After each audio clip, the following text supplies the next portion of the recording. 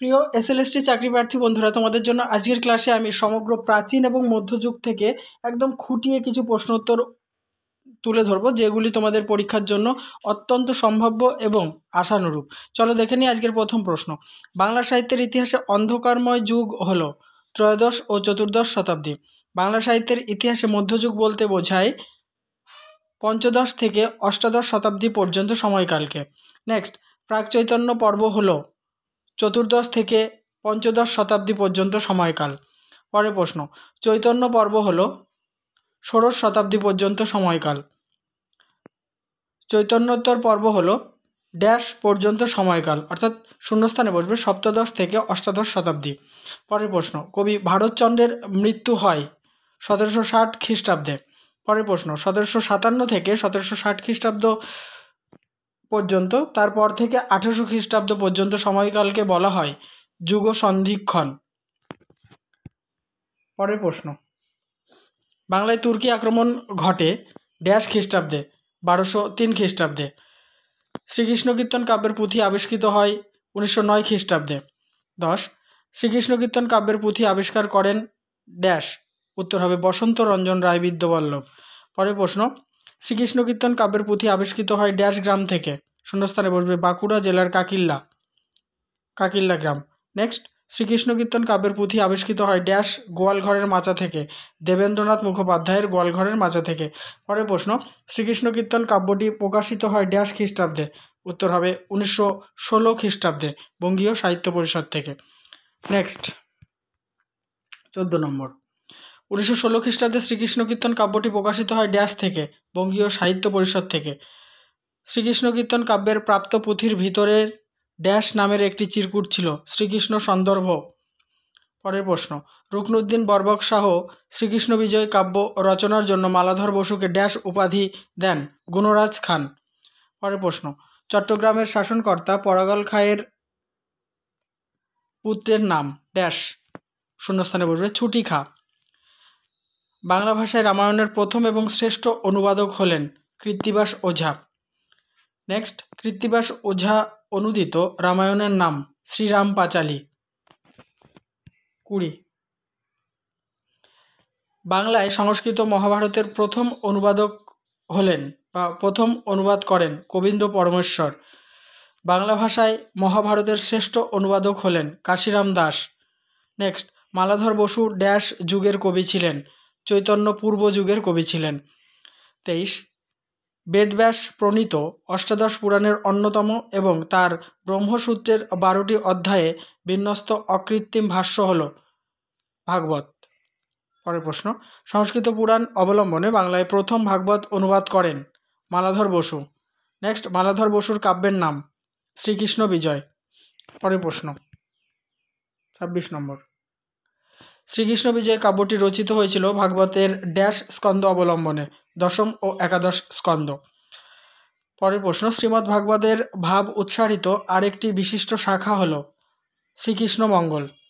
Next, Bangla সাহিত্যের আদি মধ্যযুগের শাক্ত দেবদেবীর মাহাত্ম্য প্রচার করে এক শ্রেণীর আখ্যায়িকা কাব্য লিখিত হয়েছিল, তার নাম ড্যাশ, শূন্যস্থানে বসবে মঙ্গল গান।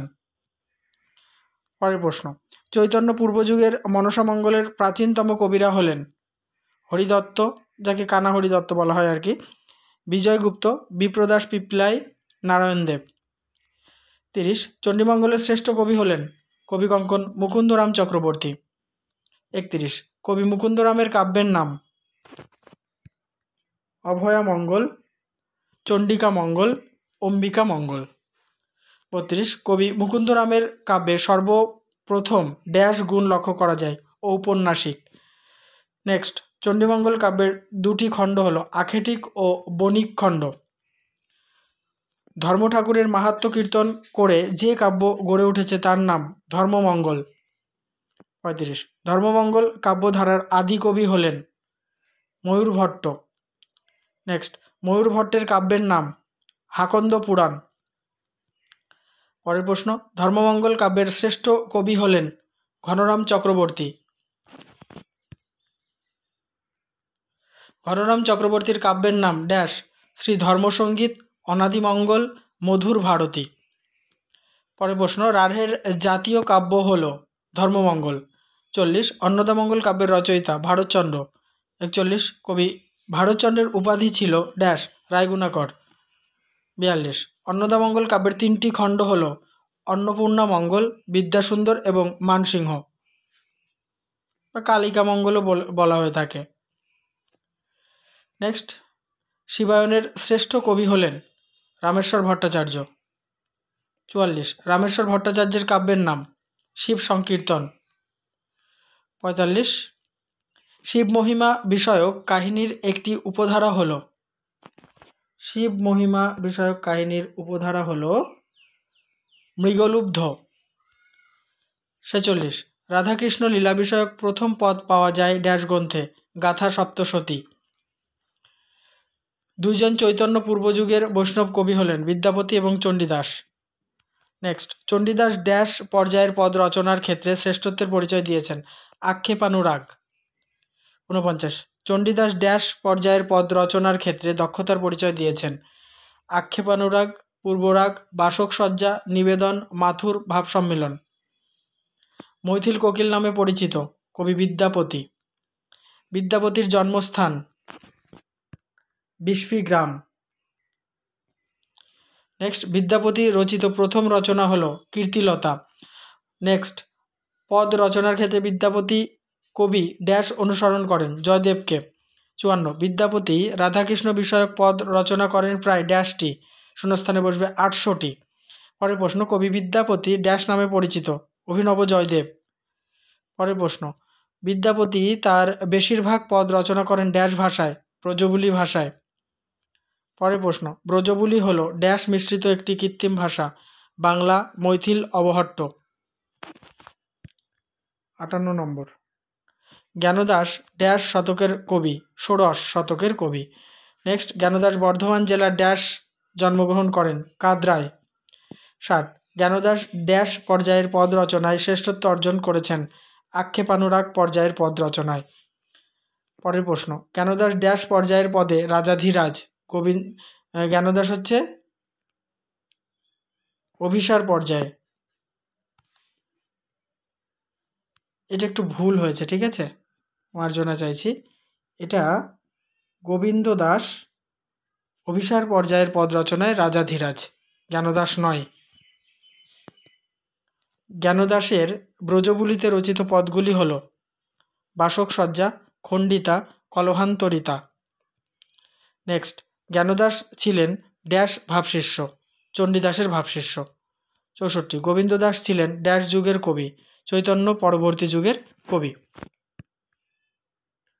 নেক্সট, গোবিন্দ দাস ড্যাশ শতকের কবি ষোড়শ শতকের কবি। পরের প্রশ্ন, শ্রীনিবাস আচার্যের শিষ্য ছিলেন ড্যাশ গোবিন্দ দাস। 67, গোবিন্দ দাসের খেতুরি মহোৎসবে নিত্যানন্দের পুত্র ড্যাশ দ্বারা অভিনন্দিত হন বীরভদ্রের দ্বারা। নেক্সট, রূপদক্ষ শিল্পী গোবিন্দ দাসকে কবিরাজ ড্যাশ নামে অভিহিত করেন। আবার বলছি, রূপদক্ষ শিল্পী গোবিন্দ দাস কবিরাজ ড্যাশ নামে অভিহিত দ্বিতীয় বিদ্যাপতি। গোবিন্দ দাস ছিলেন ড্যাশ ভাবশিষ্য, শূন্যস্থানে বসবে বিদ্যাপতির ভাবশিষ্য। নেক্সট, রাধাকৃষ্ণের ড্যাশ বর্ণনার পরিকল্পনার পথিকৃৎ রূপে গোবিন্দ দাস স্মরণীয় হয়ে আছেন, শূন্যস্থানে বসবে অষ্টকালীয় লীলা। 71, ড্যাশ প্রভৃতি পর্যায়ের পদ রচনায় গোবিন্দ দাস কৃতিত্ব দেখিয়েছেন, শূন্যস্থানে বসবে গৌরচন্দ্রিকা, পূর্বরাগ, অভিসার, রসোদ্গার, প্রার্থনা। নেক্সট, বলরাম দাস ড্যাশ শিষ্য ছিলেন নিত্যানন্দের। 73, বলরাম দাসের জন্ম নদিয়া জেলার কৃষ্ণনগরের ড্যাশ গ্রামে দোগাছিয়া, যেটাকে এখন দোগাছি বলা হয়। পরের প্রশ্ন, বলরাম দাস ড্যাশ নামে পরিচিত সঙ্গীতকারক, সঙ্গীত প্রবীণ, এই দুটো নামে কিন্তু পরিচিত। পরের প্রশ্ন, ভক্তি রত্নাকর অনুসারে বলরাম দাসের উপাধি কবিপতি। 76, বলরাম দাস ড্যাশ পর্যায়ের পদ রচনায় কৃতিত্ব দেখিয়েছেন রসোদ্গার, রূপানুরাগ, বাৎসল্য। পরের প্রশ্ন, বৈষ্ণব কবি বলরাম দাস ড্যাশ ভাষায় তার পদগুলি রচনা করেন। বলরাম দাস ব্রজবুলি ও বাংলা ভাষায়। চৈতন্যদেবের জন্মসাল 1486 আর চৈতন্যদেবের মহাপ্রয়াণ ঘটে 1533 খ্রিস্টাব্দে। নেক্সট, চৈতন্য জীবনী সাহিত্যের আদি গ্রন্থের নাম? শ্রী শ্রী কৃষ্ণ চৈতন্য চরিতামৃতম, যেটাকে মুরারি গুপ্তের কর্চা বলা হয়। নেক্সট, মুরারি গুপ্ত ছিলেন শ্রী চৈতন্যের ড্যাশ সহপাঠী। 82, শিবানন্দের পুত্র পরমানন্দ সেনের অপর নাম? কবি কর্ণপুর। 83, বৃন্দাবন দাস রচিত চৈতন্য জীবনী কাব্যের নাম ড্যাশ চৈতন্য ভাগবত। জেনে নেব 84 নম্বর প্রশ্নোত্তর। কৃষ্ণদাস কবিরাজ রচিত চৈতন্য জীবনী কাব্যের নাম? শ্রী চৈতন্য চরিতামৃত। নেক্সট, লোচন দাস রচিত চৈতন্য জীবনী কাব্যের নাম? চৈতন্য মঙ্গল। 86, জয়ানন্দ রচিত চৈতন্য জীবনী কাব্যটির নাম? চৈতন্য মঙ্গল। পরের প্রশ্ন, চূড়ামণি দাস রচিত চৈতন্য জীবনী কাব্যটির নাম? গৌরাঙ্গ বিজয়। নেক্সট, বৃন্দাবন দাস ড্যাশ নামে অভিহিত? চৈতন্য লীলার ব্যাস। নেক্সট, আরাকান রাজসভার শ্রেষ্ঠ দুইজন মুসলমান কবি হলেন? দৌলত কাজী এবং সৈয়দ আলাওল। এনারা সপ্তদশ শতাব্দীর কবি, তোমরা সকলেই জানো। আরাকান রাজসভার মুসলমান কবিদের রচনাকে ড্যাশ ভাগে বিভক্ত করা যায়? 4 ভাগে। পরের প্রশ্ন, সৈয়দ আলাওল রচিত শ্রেষ্ঠ কাব্যের নাম? পদ্মাবতী। নেক্সট, দৌলত কাজী রচিত কাব্যের নাম? লোর চন্দানী বা সতী ময়নামতি। নেক্সট, ঔরঙ্গজেবের মৃত্যু হয় 1707 খ্রিস্টাব্দে। 94, শাক্ত সঙ্গীতের পথিকৃৎ হলেন ড্যাশ? রামপ্রসাদ সেন। রামপ্রসাদ সেন ড্যাশ নামে প্রসিদ্ধ? কবি রঞ্জন। 96, সাধক রঞ্জন নামে একটি বিখ্যাত তান্ত্রিক কবিতার গ্রন্থ লিখেছেন? কমলাকান্ত ভট্টাচার্য।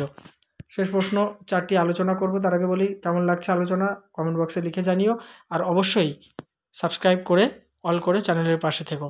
97, বাউল বলতে বোঝায় আধ্যাত্মমূলক ড্যাশ পল্লীগীতিকে? নেক্সট, বাউল শব্দের উৎপত্তি বাতুল শব্দ থেকে, যার অর্থ হলো উন্মাদ বা বায়ুগ্রস্ত। পরের প্রশ্ন, মারিফত শব্দের অর্থ হলো ড্যাশ পন্থা? 100 নম্বর বা শেষ প্রশ্নোত্তর। ময়মনসিংহ গীতিকার সম্পাদনা করে প্রকাশ করেন? দীনেশ চন্দ্র সেন। তাহলে এই পর্ব সমাপ্ত করলাম। দেখতে থাকো, সঙ্গে থাকো আমার ইউটিউব চ্যানেলটি।